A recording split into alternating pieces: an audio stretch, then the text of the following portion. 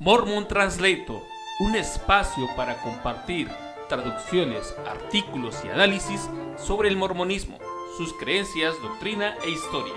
Presentado por Juan Reta.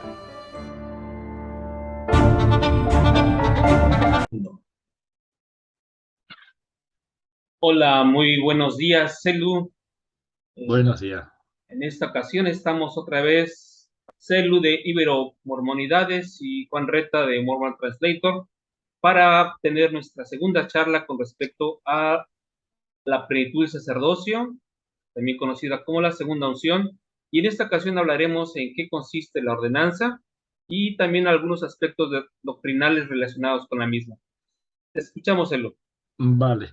Em, Todo lo que está publicado, ¿vale? Cuando vemos el internet que hay mucha documentación sobre cómo se hace la segunda unción, hay algo que me llama mucho la atención y es que hablan de un lavamiento de pies anterior a la segunda unción. O sea, ellos dicen que cuando cuando van a recibir la segunda unción, el apóstol le lava los pies al marido y luego lo unge como el sacerdote.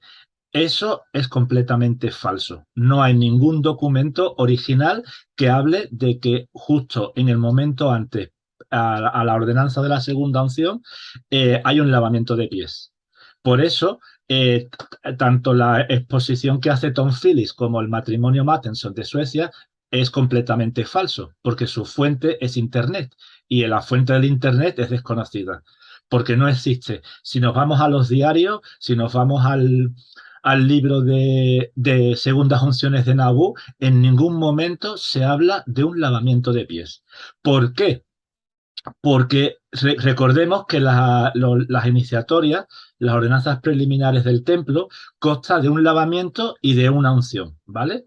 Se te lava el cuerpo con agua y luego se te unge con aceite. Eh, la segunda unción es unción, es el cumplimiento de la unción de la iniciatoria, nada que ver con el lavamiento. O sea, entonces, al igual que hay un lavamiento y una unción, la segunda unción solo se refiere al cumplimiento de la primera unción que tú recibes en el templo, pero no hay nada de agua. Entonces, ¿qué es eso del lavamiento de pies?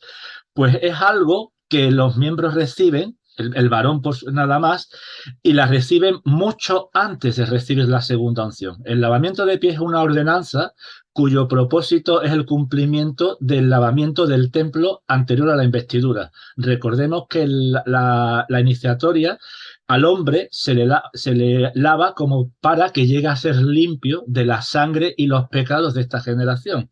Por tanto, el lavamiento de pies es el cumplimiento de eso. Es cuando el hombre ya es limpio de la sangre y los pecados de esta generación. Y después, a meses, años o nunca, podrá recibir su segunda unción. De hecho, aquellas personas que reciben su lavamiento de pies no tienen ni idea de que hay una segunda unción, si no lo han leído en internet. ¿Vale? Lo sé confirmado por personas que han recibido el lavamiento de pies y que no tenían ni idea de la segunda parte, que se hace posteriormente, porque son completamente diferentes. O sea, tú recibes el lavamiento de pies como cumplimiento del lavamiento del templo y tú recibes la segunda unción como cumplimiento de la unción. Tú puedes recibir el lavamiento de pies y no la segunda unción, pero no puedes recibir la segunda unción sin el lavamiento de pies, ¿vale? Pero, como digo, el lavamiento de pies es una ordenanza que no tiene nada que ver con la segunda unción y es totalmente aparte.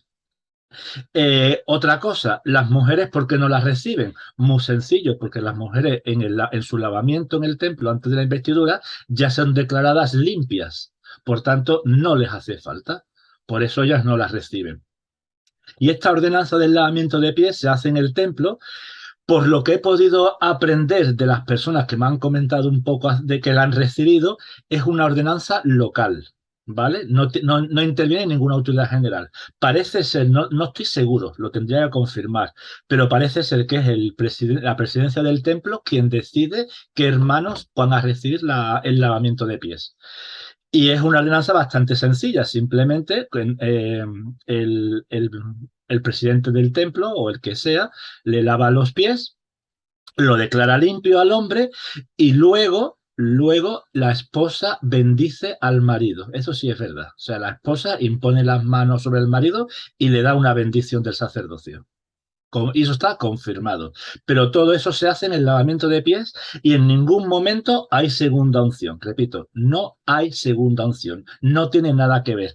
Toda esa descripción que hay en el LDS Endowment es completamente falsa. Ni en el siglo XIX, ni en el siglo XX, ni actualmente se hace el lavamiento de pies como una ordenanza preparatoria minutos antes de la segunda unción, porque son completamente diferentes.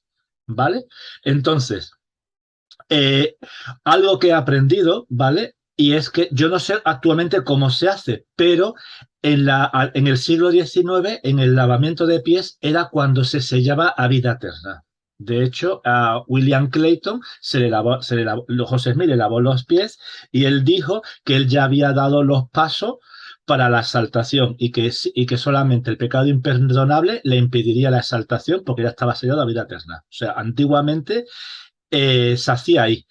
¿Por qué? Me imagino, porque como no existía todavía la segunda unción, pues claro, lo hacían en ese momento. Luego también hay citas que dicen que durante la segunda unción, si el hombre no ha sido sellado a vida eterna, se hacía en ese momento. O sea, dando a entender que la bendición de ser sellado se hace en el lavamiento de pies. Actualmente no lo sé. Obviamente no se lo iba a preguntar a las personas que confiaron en mí, no le iba a preguntar, oye, ¿tú has sido la vida eterna? Tampoco era plan. Que eso tendría sus antecedentes en la escuela de los profetas en Kirtland, ¿no? Donde también recibían un lavamiento de pies y algunos eran también sellados a vida eterna. Ahí está, eso es. Eso estamos. Entonces, todos aquellos que habían recibido el lavamiento de pies en Kirtland como por ejemplo Brigham Young, John Taylor, etcétera, ninguno de ellos recibieron otro lavamiento de pies antes de la segunda unción. No existe eso.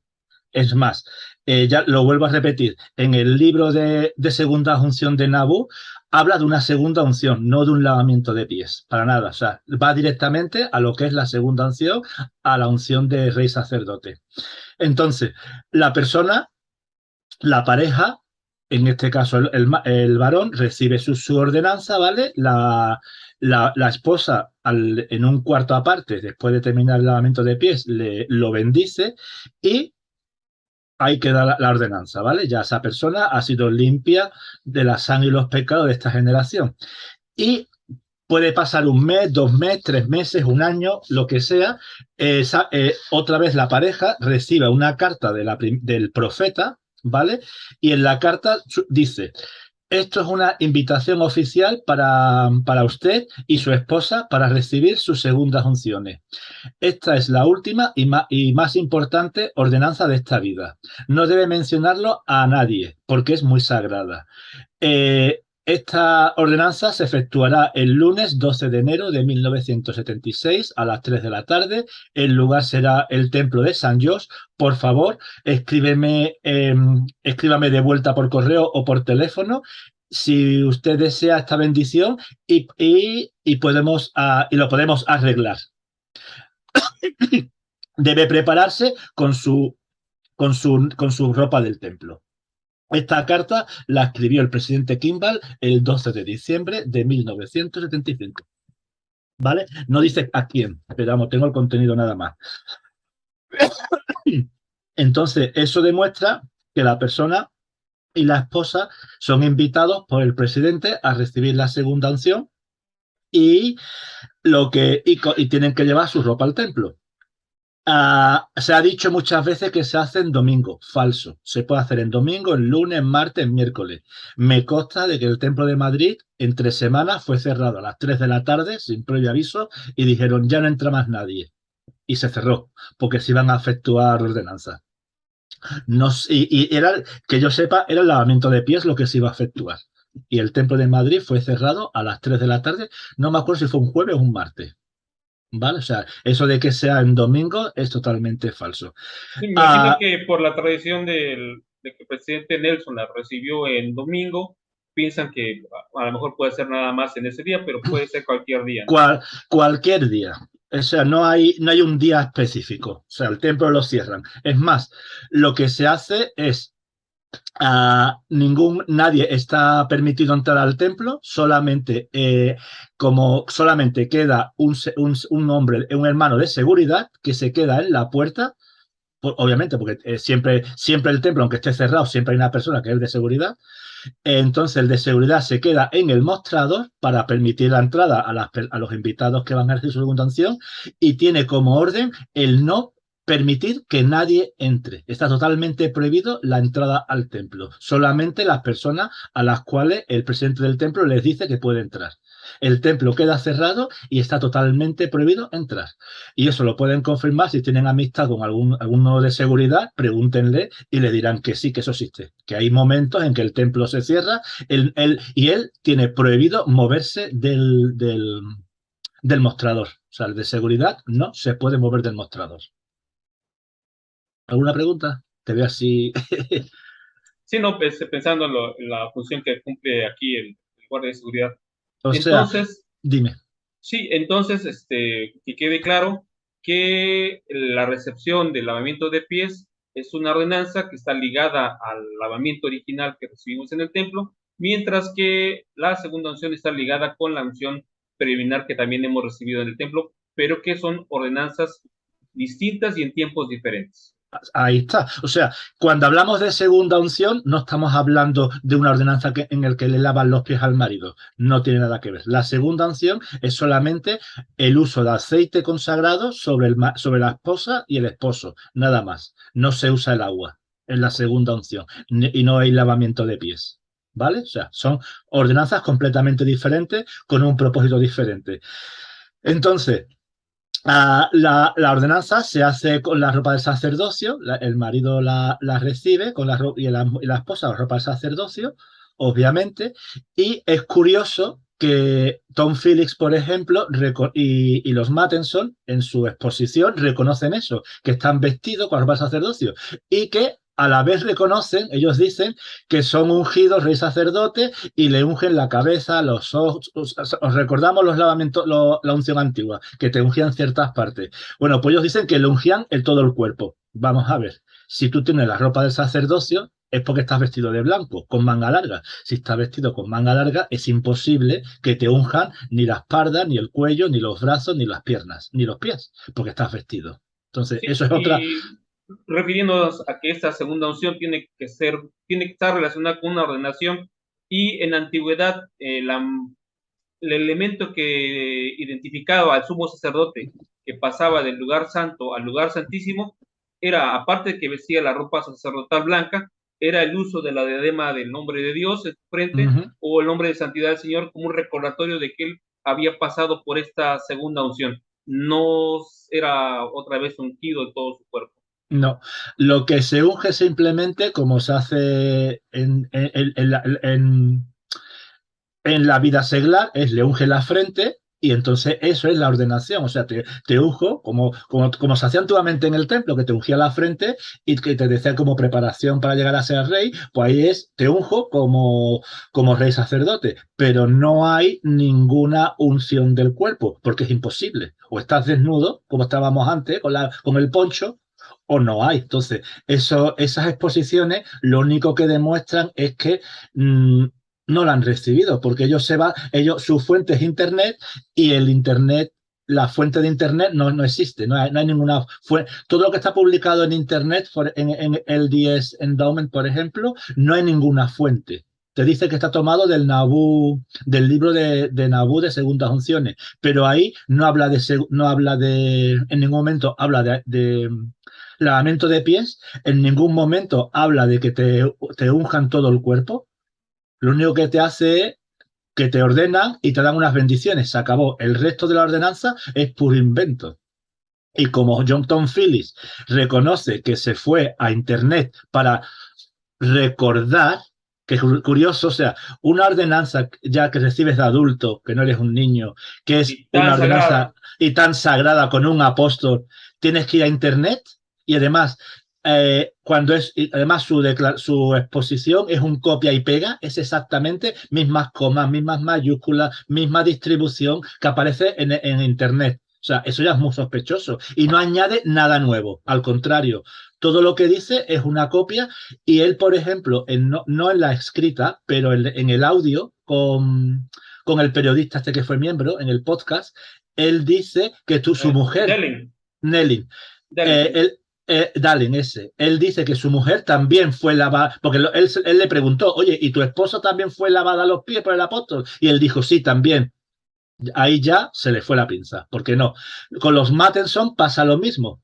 Ellos dicen, ella dice, hoy tengo que, dice, ¿quiere que hable de la ordenanza? Y Dallin le dijo, sí, hable de la ordenanza. Y dice, bueno, la tengo aquí escrita, ahora la voy a buscar. Y cuando la encuentra, ella dice, lo que tengo aquí es lo que Tom Phillips escribió. O sea, tú que has recibido la ordenanza, ¿te vas a ir a lo que Tom Phillips escribió? Por favor. Cuando Sí, esa persona, cuando ellos recibieron la ordenanza, se supone no muchos años atrás. sí. ¿Entiendes? O sea, no, dime. Bueno, también hay que recordarles a quienes nos están viendo que el libro de las segundas funciones de Nauvoo es un documento disponible, un documento histórico, donde cada uno de ustedes puede consultar y efectivamente encontrará que no hay lavamientos mencionados en ese libro y que la forma que se describe esta ordenanza no es como la describen estos amigos que estuvieron en su entrevista con Dell. Ahí está. Y es muy curioso eso, de que unas personas que Tom Phillips cuando habló pasó más de 10 años.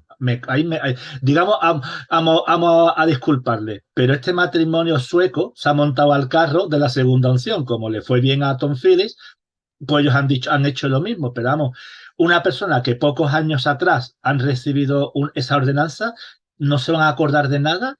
Y además, ella dice, que comete otro error, de que la segunda unción era que le lava y le unge los pies. El apóstol le lava y le unge los pies y que eso era la segunda unción. Ya está. O sea, ¿desde cuándo se te ordena rey ungiéndote los pies?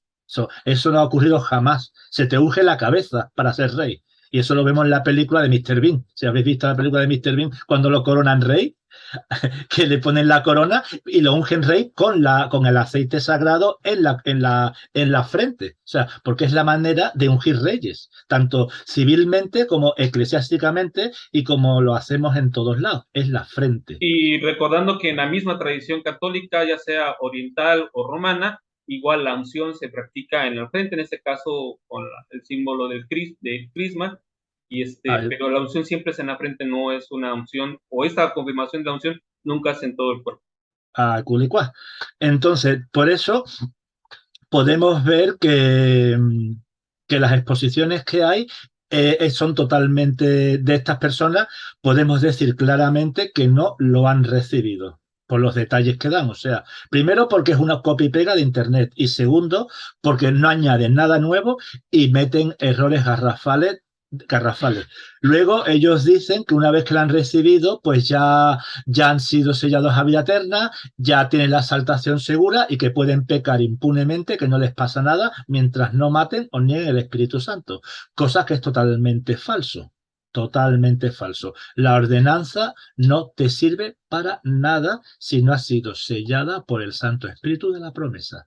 Y obviamente, primero que ellos no la han recibido, y si lo hubieran recibido, no ha sido sellada. Por tanto, no, no es, como ellos dicen, no es un traje a prueba de balas la ordenanza. Ahora bien, ahora vamos a hablar un poquito, o sea, ¿alguna pregunta de la ordenanza? Estaba pensando que esas acusaciones o ideas vienen tanto de Bennett como más posteriormente del hijo adoptivo de Brigham Young, quienes trataban de poner esta ordenanza en el contexto de estás a prueba de balas, has garantizado tu entrada al reino celestial, no puedes hacer nada y salvo que derrame sangre inocente, tú ya estás del otro lado y así se paren de manos, tú estás salvado. Uh Pero -huh. nunca fue el propósito ni del profeta José Smith, ni Brigham Young, ni nadie que lo sucedió, la idea de pensar que esta ordenanza, ni cualquier otra ordenanza, es una declaración definitiva de exaltación.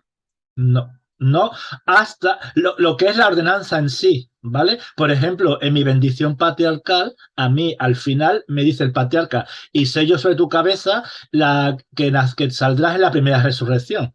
O sea, según el patriarca, yo ya estoy exaltado, porque está sellada sobre mi cabeza. Pero no, ¿entiendes? O sea, no estoy exaltado en ningún momento. Digamos que es una forma de hablar y es una coletilla o lo que sea, pero se supone que debo de haberme casado. O sea, cuando yo recibí la bendición patriarcal era un jovencito y no estaba casado. Entonces, se supone que eso se cumplirá si yo sigo fiel y sigo recibiendo las ordenanzas necesarias. Entonces, con la segunda unción es lo mismo. La segunda unción es una ordenanza, estás un paso más cerca de la exaltación, recibe todas las ordenanzas, recibe toda la ordenación que Dios tiene para ti en la tierra, pero no es válido hasta que no esté sellada.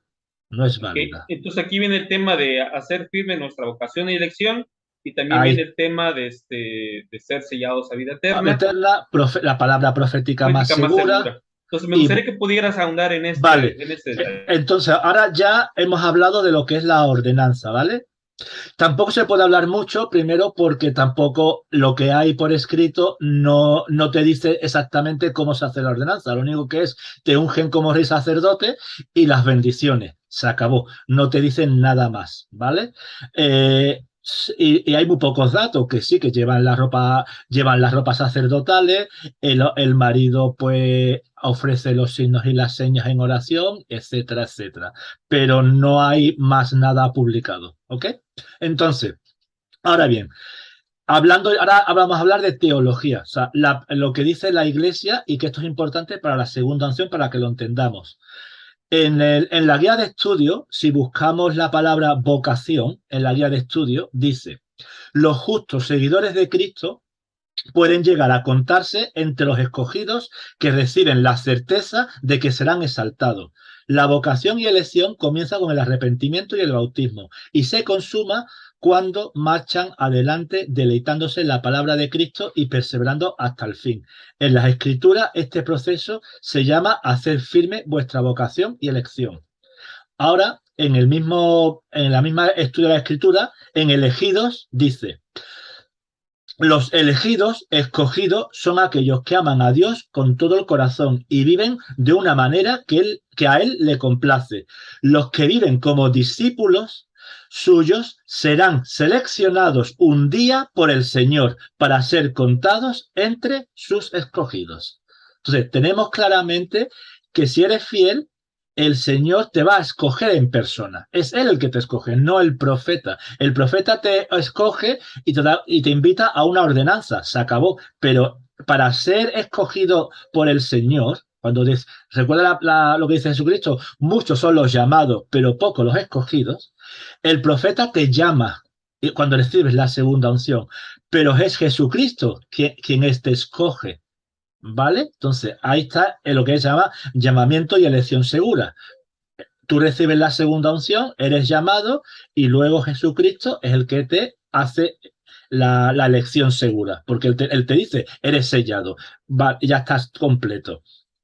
Entonces, ahora, si buscamos la palabra elección, también en la misma guía, la elección dice, basándose en la dignidad personal en la vida terrenal, Dios eligió a los que serían la descendencia de Abraham y la casa de Israel y que llegarían a ser el pueblo del convenio.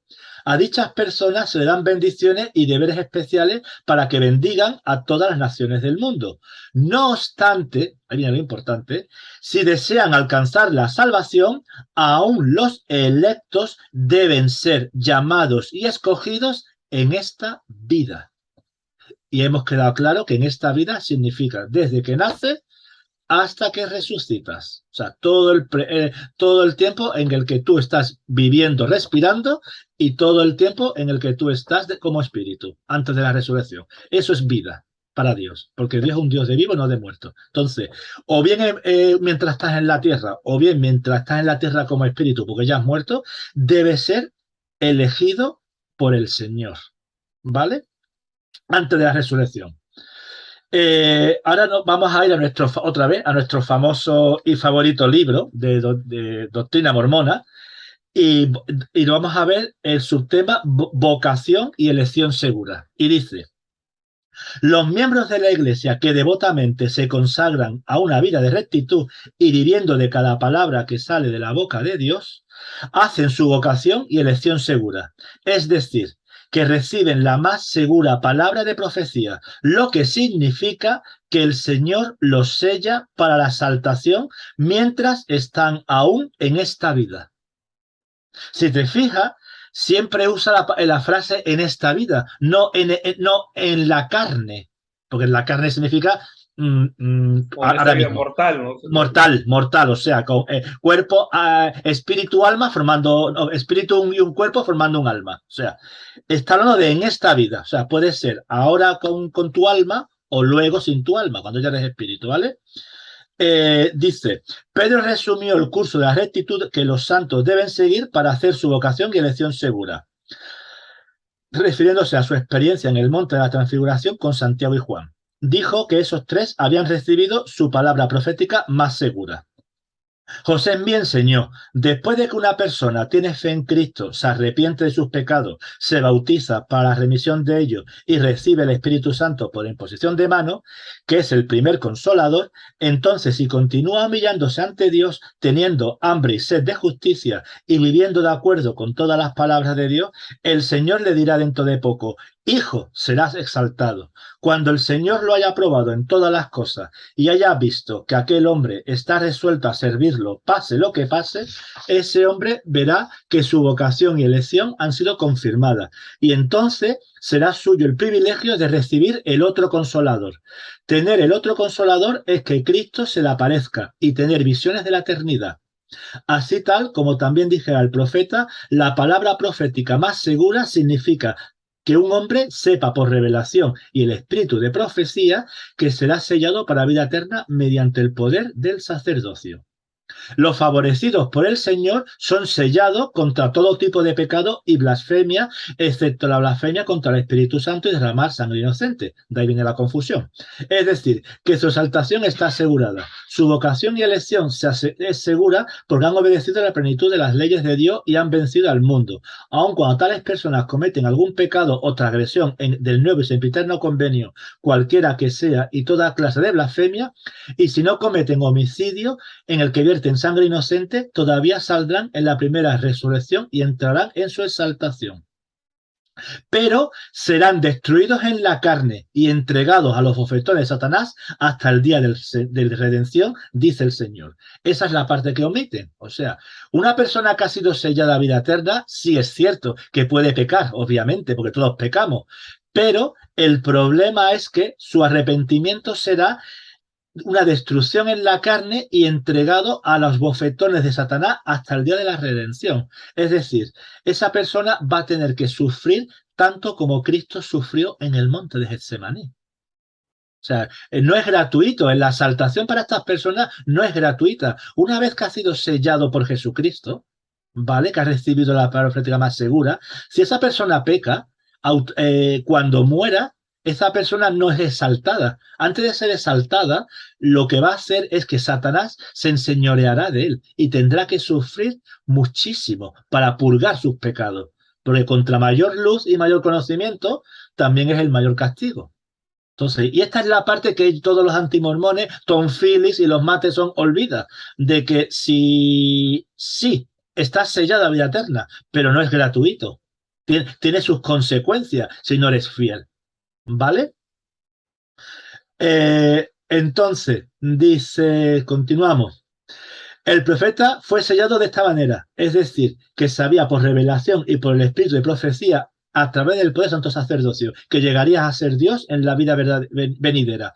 A él la deidad le dijo, porque yo soy el Señor tu Dios y estaré contigo hasta el fin del mundo y por toda la eternidad, porque de cierto sello sobre ti tu exaltación y te preparo un trono en el reino de mi Padre, con Abraham tu Padre. Eso lo encontramos en Doctrina y Convenios 132-49.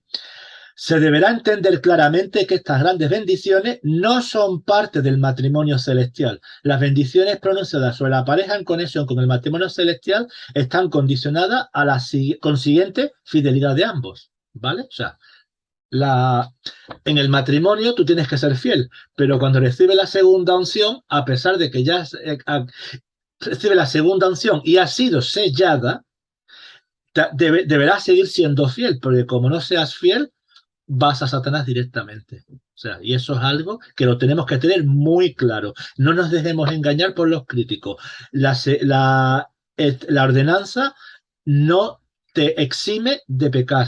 No es un pasaporte a vivir la vida loca, como dice el puertorriqueño. No vivimos la vida loca. Tú recibes la segunda unción y si es sellada, tienes mucha responsabilidad por delante, muchísima. Ahora bien, vámonos al manual de instituto, cuando habla de la doctrina y convenios 131.5, que es la palabra profética más segura. El Lord de Bruges Remaconqui dijo: los miembros de la Iglesia que se vuelcan enteramente a la justicia, viviendo conforme a toda palabra que sale de la boca de Dios, hacen firme su vocación y elección. Es decir, reciben la palabra profética más segura, lo cual significa que el Señor sella su exaltación de ellos mientras todavía están en esta vida. Pedro resumió la senda de la justicia que debe seguir todo santo fiel a fin de asegurar su vocación y elección, y luego, o sea, esto ya lo he leído antes, ¿vale? Dice, y continúa: los que así son favorecidos del Señor son sellados contra toda suerte de pecado y blasfemia, excepto la blasfemia contra el Espíritu Santo y el derramamiento de sangre inocente. Es decir, tienen asegurada su exaltación, su vocación y elección se han hecho firmes o asegurado porque han obedecido a la plenitud de las leyes de Dios y han vencido al mundo. ¿Vale? Pero lo dicho, no está exento a recibir castigo. Luego, en el mismo manual, en Doctrinas y Convenios 132, 26 y 27, dice: ¿asegura el matrimonio en el templo la exaltación de las personas pese a la forma en que vivan? O sea, la crítica de tú te casas, tú eres y tú ya puedes pecar. Algunas personas han intentado distorsionar el sentido de estos versículos insinuando que al casarse en el templo uno tiene ya asegurada la exaltación. Eso es otra, que hay personas que piensan que como el matrimonio en el templo es la última ordenanza, tú ya estás sellado y ya no hay más nada que hacer y ya estás exaltado. A este razonamiento se refirió Pedro cuando dijo: tuercen las escrituras para su propia perdición. El presidente Harold B. Lee indicó que un matrimonio en el templo puede ser perfeccionado y sellado por la eternidad, pero que no hay garantía de ello en la ceremonia misma.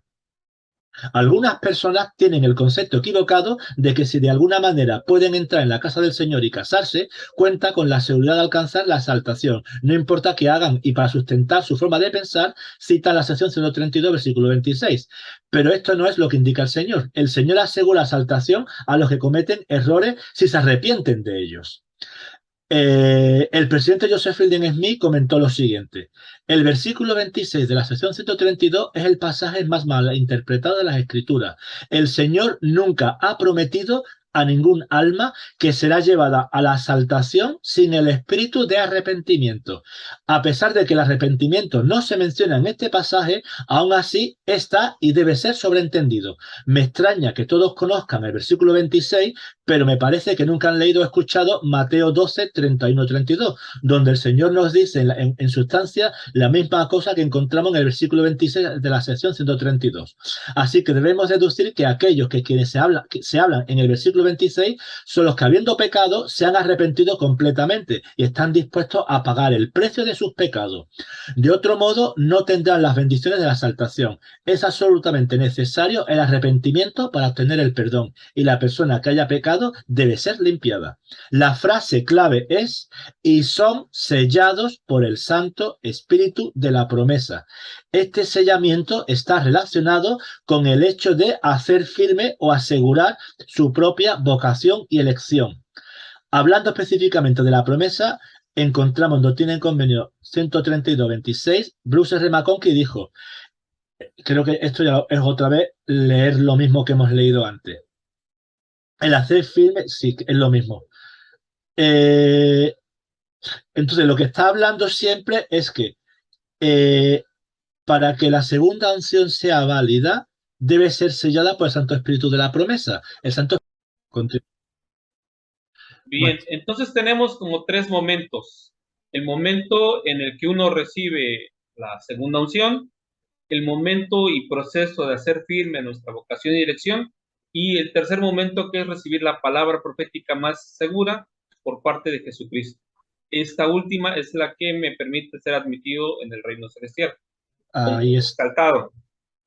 Yes, eso es. Entonces, tú recibes, en el momento en que recibes la segunda unción, tú has recibido tu vocación y tú has sido llamado. O sea, pero ya está. Ahora, la elección segura o tu llamamiento y vocación o tu elección, como es llamamiento y elección, eso es cuando se te sella por parte de Jesucristo la ordenanza. O sea, son dos momentos diferentes. Luego dice, vamos a ver si, porque no Bueno, me quiero...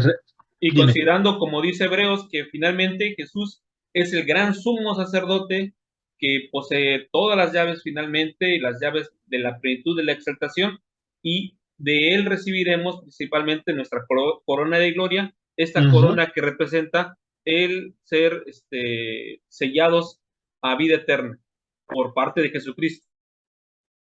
Sí, así es. Voy a saltar para no repetirme, pero dice en el manual, pregunta, ¿qué sucederá si quienes han recibido la seguridad de su vocación y elección pecaran gravemente? O sea, esto se refiere a las personas que han recibido la segunda unción y han sido ya selladas también. O sea, lo tienen todo. Supongamos que se descarríen y siguieran el camino de la iniquidad, que lucharán que lucharan contra la verdad y se rebelaran contra Dios. ¿Qué les sucedería? ¿Vale? Dice, es evidente que todos los hombres pecan antes y después del bautismo y también después de hacer firme o segura su vocación y elección. Ha habido solamente un hombre sin pecado, el Señor Jesús, que era el propio Hijo de Dios. Así en la revelación que anuncia el establecimiento de la iglesia restaurada en esta época, el Señor dice, pero existe la posibilidad de que el hombre caiga de la gracia y se aleje del Dios viviente. Por lo tanto, cuídense la iglesia y ore siempre, no sea que caiga en tentación. Sí, y cuídense aún los que son santificados. Los profetas y apóstoles desde Adán y Enoc en adelante y todos los hombres, ya sea que hayan sido purificados y santificados del pecado o no, siguen sujetos al pecado y de hecho pecan. Así sucede aún después de haber tenido las visiones de la eternidad y de haber sido sellado por aquel Santo Espíritu de la promesa que ha asegurado su vocación y elección. ¿Vale? O sea, entonces, hasta que no hay ese sellamiento de la segunda unción, tu vocación y elección no está hecha. O sea, tu vocación sí, porque ya tienes la ordenanza, pero no tu elección, porque la elección la hace Jesucristo. Dice, dado que a estos escogidos se les ha asegurado la promesa de la vida eterna y dado que nada impuro puede entrar en el reino de Dios ni morar en su presencia, ¿qué sucede con los pecados cometidos después de ser sellados para vida eterna? Es obvio que todavía tienen vigencia las leyes del arrepentimiento y cuanto mayor luz tenga la persona, tanto más busca el don del arrepentimiento y más se esfuerza por liberarse del pecado, tantas veces como desobedezca la voluntad divina y se sujete al maestro del pecado que es Lucifer. Es lógico suponer que los pecados que lo que temen a Dios y de los justos son perdonados continuamente porque se arrepienten y buscan al Señor de nuevo cada día y a cada hora. Y de hecho, la bendición de tener asegurada la propia vocación y elección es en sí motivo alentador para evitar el pecado y una defensa contra futuras caídas. Por ese largo camino de obediencia y prueba que les permitió alcanzar tan grande bendición, los santificados han marcado un camino y elaborado un modelo de vida que evita el pecado y fomenta la rectitud. Así el Señor dijo, os nombro a Hiram Smith para ser vuestro patriarca, para poseer las bendiciones de sellar en mi iglesia, sí, el Santo Espíritu de la promesa, mediante el cual sois sellados para el día de la redención, a fin de que no lleguéis a caer. No obstante, la hora de tentación que pueda sobreveniros. Mas supone que tales personas se vuelvan desleales y las abandone el espíritu de arrepentimiento, lo cual es una eventualidad que se presenta rara vez. ¿Qué sucederá entonces? La respuesta es, y las revelaciones y enseñanzas del profeta José Smith así lo indican, que entonces deben pagar el castigo de sus propios pecados porque la sangre de Cristo no los limpiará. O si cometen homicidio o adulterio, pierden la herencia prometida, porque esos pecados quedan fuera de las promesas dadas en el sellamiento. Y si cometen el pecado imperdonable, llegan a ser hijos de perdición. Ese texto es muy interesante, porque lo que vemos es que las personas que ya han sido selladas a vida eterna, que ya han tenido la confirmación del Señor, si pecan, ya la expiación de Cristo no los cubre.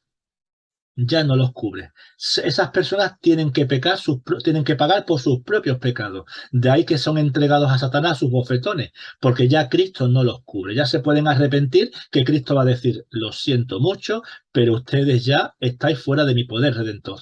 Entonces, aún así, ellos, pagando por sus propios pecados, sí podrán salir a vida eterna, o a la saltación, si no cometen el pecado imperdonable. Porque si cometen el pecado imperdonable, son estos los únicos que llegarán a ser hijos de perdición y no otros. Nadie puede ser un hijo de perdición hasta que no recibe la segunda unción, ha sido sellado y se ha apartado de la verdad. O sea, solamente ellos son los únicos capaces o de entrar en la categoría de ser hijos de perdición. Y bueno, recientemente yo creo que a partir de los años de este siglo XXI, algunos movimientos escindidos de nuestra iglesia, algunas personas que han tratado de crear nuevos mormonismos, han hecho de la segunda unción su bandera, su legado, su fenómeno. Me viene a la mente, por ejemplo, Snooker, que él maneja como una de sus elementos de insignia el poder ofrecer a los miembros de su iglesia y a quienes dejan nuestra iglesia y siguen estos movimientos la oportunidad de recibir esta ordenanza. Y les promete que ellos puedan, a través de visiones y revelaciones, que la persona reciba, hacer suya su vocación de elección, y para él y su movimiento esta ordenanza, más que ser una ordenanza, es una especie de forzar una visita celestial o tener una visión celestial, y teniéndola dices, yo he recibido la segunda unción. ¿Qué opinar al respecto?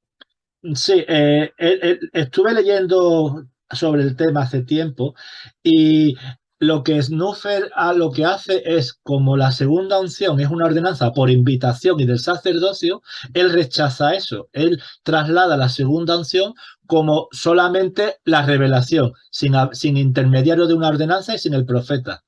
Porque de otra manera necesitaría la iglesia para poder recibir esa promesa de vida eterna. O sea, como él rechaza todo sacerdocio de la iglesia, lo que hace es que la segunda unción la eleva solamente al plano espiritual. Es cuando el Señor a ti te dice, ya estás exaltado.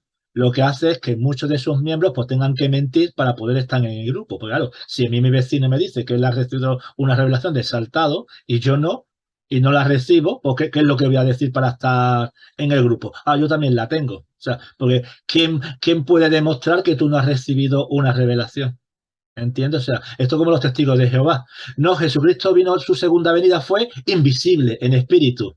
Y ahora tú cómo demuestras eso. O sea, cuando algo no se puede demostrar rápidamente, no, es mi testimonio. O sea, que muchas veces agarramos a lo espiritual, al testimonio o a algo espiritual cuando no podemos demostrarlo físicamente, sino nos vamos a lo subjetivo, que es lo que hace el grupo Snuffer. O sea, él sabe perfectamente que, que la segunda unción es necesaria. Uno, el profeta. Dos, el sacerdocio. Y tres, una iglesia. Como él rechaza los tres elementos, ¿qué es lo que hace? Pues la segunda unción es solamente la promesa de vida eterna que Dios te da, o bien por revelación, una visión, o lo que sea. Entonces, es un clamor bastante subjetivo y bastante sospechoso, la verdad, cuando en ningún momento José Smith dijo algo así. Él dijo que sí, que tenemos que recibir la confirmación de los cielos, pero después de recibir una segunda unción, no antes. O sea, solamente José Smith, en esta dispensación, solo José Smith recibió la promesa de vida eterna por el Señor antes de la segunda unción. Solamente él. Y es obvio porque alguien tiene que empezar todo el proceso. Y si nos fijamos en la restauración, se rompió con todas las leyes. José Smith se bautizó sin tener el sacerdocio de Aarón siendo presbítero y cosas así. O sea, ¿por qué? Porque era el primero y, y si al ser el primero, pues no se cumple con la norma que tenemos hoy en día. Pues lo mismo con la segunda unción. José Smith fue el primero en recibir en esta dispensación la promesa de vida eterna por el Señor y luego recibió la segunda unción. Y a partir de ahí, todos los miembros recibieron una segunda unción y aquellos que recibieron la palabra profética más segura, pues benditos son, que esos no lo sabemos quiénes fueron. Y algo muy importante es que que el Santo Espíritu de la promesa leemos muchas veces que es el Espíritu Santo, ¿vale? O sea, si nos vamos a los manuales, a los discursos, siempre están diciendo que es el Espíritu Santo. Pero que es una noción que básicamente nos viene de Bruce R. McConkie, ¿no? Que es sí, el que lo enfatiza y como sus textos son muy populares, que se volvió una idea muy dogmática. dogmática o estandarizada, ¿no? Pero platícanos qué sucede con el Santo Vale, Espíritu de la Promesa. el Santo Espíritu de la promesa sí es el Espíritu Santo, obviamente, pero también es otro personaje y es Jesucristo. Y lo vamos a ver en Doctrina y Convenio. Pero recordemos, por ejemplo, que el Espíritu Santo tiene muchísimos nombres, ¿vale? Uno de sus nombres es Consolador. Y si nos fijamos, a Jesucristo también se le llama el segundo Consolador. ¿Por qué? ¿Por qué el segundo? Porque ya hay uno, que es el Espíritu Santo. Entonces, no se le puede decir a Jesucristo el Consolador, porque entonces nos confundiríamos. De ahí que hablemos del Consolador como Espíritu Santo y del segundo Consolador como Jesucristo. Así Pero como, por ejemplo, esa escritura que dice, el Señor le dijo a mi Señor. Como hay dos está. señores, pues usamos el mismo término para los dos. Vale, entonces, ¿por qué a Jesucristo se le llama también consolador? Porque hace la función del Espíritu Santo. O sea, cuando Jesucristo te consuela, es un consolador. Por eso Jesucristo se le llama segundo consolador. Porque el Espíritu Santo, ¿qué es lo que hace? Te enseña, te consuela, te eleva, te hace sentir bien. Exactamente lo mismo que hace Jesucristo.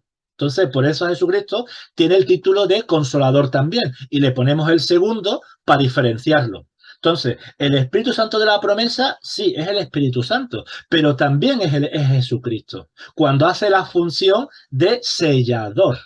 Y lo vamos a ver en Doctrinas y Convenios 84, creo que es. Vale, vamos a leerlo primero. Dice, ¿qué es el Santo Espíritu de la promesa? ¿Vale? Dice, por tanto, ahora os envío a vosotros, mis amigos, otro consolador. Esto es Doctrina y Convenio 88.4. 88 o 84, siempre me pierdo, pero vamos, Doctrina y Convenio. En el versículo 4 dice, por tanto, el versículo 3, por tanto ahora os envío a vosotros, mis amigos, otro consolador, el Santo Espíritu de la promesa, para que permanezca en vuestros corazones. Este otro consolador es el mismo que prometí a mis discípulos, según se halla en el testimonio de Juan. Este consolador es la promesa que os doy de vida eterna, sí, la gloria celestial. Entonces, ahí está hablando de que Jesucristo dice que él envía otro consolador. Por tanto, no es el Espíritu Santo, porque es otro. Y dice, otro consolador, el Espíritu Santo de la promesa. ¿Vale? O sea, ahí está diciendo que ese otro consolador es el Espíritu Santo de la promesa. Y sabemos perfectamente que ese otro consolador es Jesucristo. Entonces, Doctrinas y Convenios está diciendo claramente que el Espíritu Santo de la promesa es Jesucristo. Entonces, cada vez que dice en Doctrina y Convenio y son sellados por el Santo Espíritu de la promesa, ahí no se refiere al Espíritu Santo el que sella, ahí se refiere que es Jesucristo el sellador. Y por eso se le llama Santo Espíritu de la promesa, porque hace la función de sellador. Entonces, y dice el profeta, ¿quién pues es este otro consolador? No es nada más ni menos que el Señor Jesucristo mismo. Y esta es la sustancia de todo el asunto, que cuando un hombre recibiere este último consolador, tendrá la persona de Jesucristo para atenderlo, o aparecerle de vez en cuando, y aún lo manifestará al Padre y hará morada con él, y le serán descubiertas las visiones de los cielos, y el Señor lo instruirá cara a cara, y podrá alcanzar un conocimiento perfecto de los misterios del reino de Dios. Y esta es la dignidad y posición que alcanzaron los antiguos santos cuando vieron tan gloriosas visiones. Isaías, Ezequiel, Juan el de Pasmos, San Pablo los tres cielos y todos los santos que han tenido comunión con la Asamblea General y la Iglesia del Primogénito. Y dice ahora Joseph Fielding Smith en Doctrina y Salvación: el Santo Espíritu de la Promesa no es el segundo consolador. Perdona, pero si aquí arriba me estás diciendo que sí. ¿Entiendes? O sea, eso es opinión de este hombre, ¿vale? Entonces, cuando una persona, entonces, para dejarlo bien claro, cuando un matrimonio recibe la segunda unción, ¿vale? Ya han hecho su vocación, han sido llamados, y cuando el Señor Jesucristo, o bien en persona, o bien por voz, por revelación, le dice, ha sido sellado, automáticamente ya ese matrimonio ha sido sellado por el Santo Espíritu de la promesa, su vocación y elección es asegurada, su llamamiento, la palabra profética más segura ya está hecha, y como ya ha recibido la confirmación del Señor y ha recibido el segundo consolador, porque le ha dicho que ya están exaltados, a partir de ese momento ya no tienen al Espíritu Santo como guía. Ya pueden tener al segundo consolador o al Espíritu o a Jesucristo mismo, que es el que les va a enseñar e instruir en su vida. Es a partir de ese momento. Que es la promesa que hace José Smith en este sermón que está citando, ¿no? Ahí está. O sea, entonces, que no me digan a mí que tanto Tom Phillips como los Mattenson han recibido todo esto y ahora son hijos de perdición. No, cariño. No. Eso, ellos no han recibido nada, ni siquiera la ordenación, ¿vale? Ni siquiera el lavamiento de pies han recibido. O sea, no han recibido nada. Ellos han montado al carro con prensa amarillista para crear seguidores y para confundir. ¿Qué podríamos decirle a aquellos miembros de la iglesia que consideran que esas solamente son bendiciones especiales, pero que no tienen nada que ver con su exaltación? Que pues, como algo bonito. Sí, entonces, uno, lo que se hace en el templo, todos somos ordenanzas de exaltación, y esto se hace en el templo. Y dos, si no fuera necesario, entonces, Doctrina y Convenio 76, 56, dice que serán reyes y sacerdotes en la exaltación, en el reino celestial. La única manera de ser rey y sacerdote es ir al templo ahora y que te unjan rey y sacerdote. O sea, no hay vuelta de hoja. Y otra cosa, no es algo solo para profetas y apóstoles, para nada. No es algo para la élite, como hay vídeos por ahí que solamente la élite, para nada. Obviamente ellos deben de tenerla porque deben de tener las llaves para dirigir la iglesia, obviamente. Pero, por ejemplo, y es de cajón, se realizan en los templos. Los utensilios para realizar las ordenanzas, tanto en el lavamiento de pies como en la segunda unción, se encuentran en unos pequeños armarios en un salón de sellamiento de todos los templos. Si está allí, alguien se tiene que encargar de limpiarlo, de abrir el armario para prepararlo para cuando venga el apóstol. Entonces, de cajón, la presidencia del templo tiene la segunda unción. ¿Vale? Eso es impepinable, porque ellos son los custodios de los utensilios, y aparte, cuando se realizan segundas unciones, tienen que haber testigos. Entonces, la mejor manera de que haya testigos es la presidencia del templo, que está allí siempre. Entonces, eso ya significa que ya no hay una élite, ya no hay una élite que lo reciben. Las reciben los presidentes de misión, muchos presidentes de misión, después de que acaban la misión, las reciben. ¿Vale? Y en España, pues te puedo decir que quién la tiene, y me voy a chivar, es el primer miembro que fue bautizado en España, recibió su segunda unción, por ejemplo. Y él ahora mismo está jubilado, nunca ha trabajado para la iglesia así, nunca que yo sepa, y lo máximo que él ha llegado a ser es presidente de estaca y patriarca. Ya está. Pero él recibió su segunda unción y él no pertenece a la élite, no es autoridad general, etcétera, etcétera. Así que, por favor, que demos claro y muchos miembros lo dicen, no es que una vez solamente las autoridades generales, no. Cualquier miembro la puede recibir. Se te promete en la investidura, se te promete en las iniciatorias, se te promete. De hecho, ahora mismo la la investidura ha sido cambiado para hacer más claro de que la promesa está ahí. Si no se fija en la nueva investidura, está un poquitín más claro. A la vez, está más claro y más confuso. Pero se dice claramente que aquellos que son fieles van a ser llamados para ser rey y sacerdote. Aquellos que son fieles, no está diciendo si eres autoridad general. Por tanto, quitémonos de la mente la idea de que es algo para la élite. ¿Que no se habla? Sí, no se habla.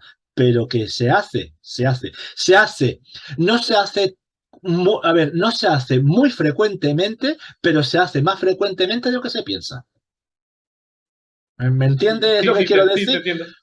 O sea, no es algo como las investiduras que se hace, no se No es hace algo muy. masivo, pero sí es algo No frecuente, sé, ahí constante. está, no es algo masivo, pero sí se hace frecuente, más de lo que se piensa, ¿vale? Más de lo que se piensa. Y entonces es una bendición, pero no solo es una bendición, sino que es una ordenanza necesaria para la exaltación. Y la mayor bendición que puedes tener es que recibas luego la visita de Jesucristo y te diga, ya eres exaltado y va a ser Él el que te acompañe y el que te instruya. O sea, esa es la mayor bendición que podemos tener.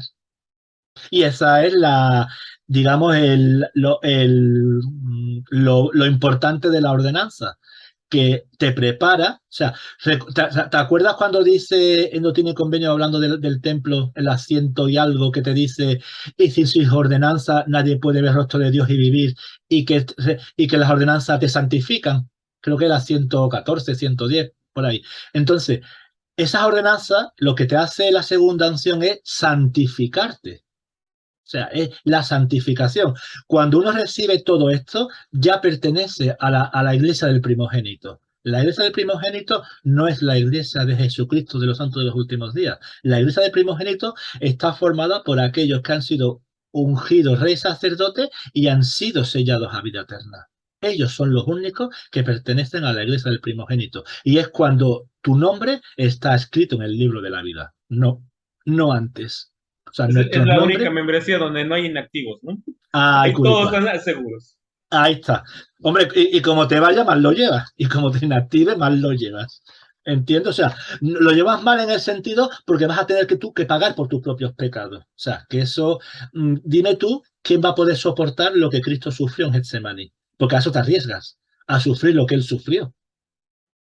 Y si él sangró del dolor, pues imagínate tú nosotros que somos meros mortales. O sea, por eso te digo que la gente cree saber mucho de la segunda unción porque han leído Tom Phillips y han leído las páginas, pero cuando uno lee los relatos oficiales se da cuenta de que todo es falso. O sea, de que se centran más que nada en la ordenanza física, pero se olvidan de toda la teología que hay detrás. Y con la teología se demuestra pues muchas cosas de que no es oro todo lo que reluce. No es una ordenanza que es a prueba de bala, no es una ordenanza que no eres excomulgado si te vas. Tom Phillips es excomulgado. Tom Phillips fue excomulgado, por ejemplo. Y los Mattensen también están excomulgados. Él va presumiendo de que era un 70, una autoridad general. Sí, era un 70 del cuarto grupo. O sea, no era un 70 del primer o del segundo quórum, era del cuarto. Así que no. Y cuando fue, y cuando él se fue de la iglesia, ya no era 70. O sea, él va a decir, los titulares es un 70 de alta jerarquía mormona recibió su segunda unción y se marchó en Suecia. Perdona, no, él ya no era 70. Hacía 3 años que fue relevado. ¿Vale? O sea, entonces que no nos vendan la moto de que un 70 ha apostatado con toda la estaca. Él apostató con su estaca, que se llevó a más de 1000 miembros tras él, porque era el presidente de estaca, pero él ya no era 70. Ya no estaba trabajando como 70 y era del cuarto o del quinto grupo. Por tanto, por favor, que nos inventamos ellos se inventan muchas cosas para llamar la atención, para vender sus mentiras. Pero si uno lee y analiza, se dará cuenta que las mentiras tienen las patas muy cortas, muy cortas. Efectivamente. Pues esto es todo. ¿Alguna pregunta? No, Espero que haya... pues pertenecemos a la Iglesia de Jesucristo de los Santos. La idea es precisamente que nos santifiquemos, que llegamos a este proceso de santificación para que, siendo la Iglesia de los Santos, pasemos a formar parte de la Iglesia del primogénito y podamos recibir la plenitud de todas las promesas que el Padre tiene para nosotros. Sea en esta mortalidad, sea en este proceso entre la muerte y la resurrección, el Señor ha prometido a cada uno de nosotros que si somos fieles y nos entramos en ese proceso de santificación, podremos recibir un lugar en el reino de su Padre. Y estas ordenanzas efectivamente no es para un grupo particular. Cada persona que ha recibido el bautismo y que ha estado dispuesto a aceptar las ordenanzas del templo y ha estado dispuesto a continuar con su esfuerzo de guardar los mandamientos, el Señor no le privará de alguna de esas ordenanzas si él es digno de entrar en su presencia. De hecho, el milenio se va a hacer muchísimas segundas unciones.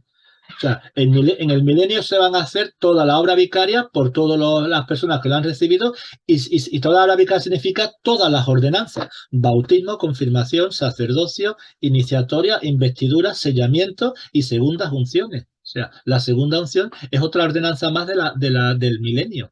¿Por qué? Porque si no eres ordenado rey sacerdote antes de la resurrección, no vas a ser un dios, porque los dioses son reyes y sacerdotes, y esa ordenación hay que hacerla en la tierra, no después, porque después no hay ese tipo de ordenaciones, no hay ese tipo de ordenanzas. O sea, al igual que tú resucitas, no te puedes bautizar por nadie, ni por ti mismo, tú resucitas, no puedes casarte, no puedes recibir una segunda unción. Todas las ordenanzas que conocemos hoy en día hay que hacerlas antes de la resurrección. Después de la resurrección hay ordenanzas, pero son diferentes. Pero las que conocemos hoy en día son para esta tierra, para efectuarla durante nuestra aprobación en esta tierra, no después de la resurrección. Pues excelente conversación, Celu. Te De agradecemos nada, tu tiempo. gracias. Y pues agradecemos a quienes nos hayan visto en esta emisión y pues les invitamos a que puedan visitar iberomormonidades.blogspot.com, donde pueden encontrar la información adicional que Celu ha compartido con nosotros. Muchas Pues venga, gracias a ti. y buenas noches. Buenas noches, buenos días.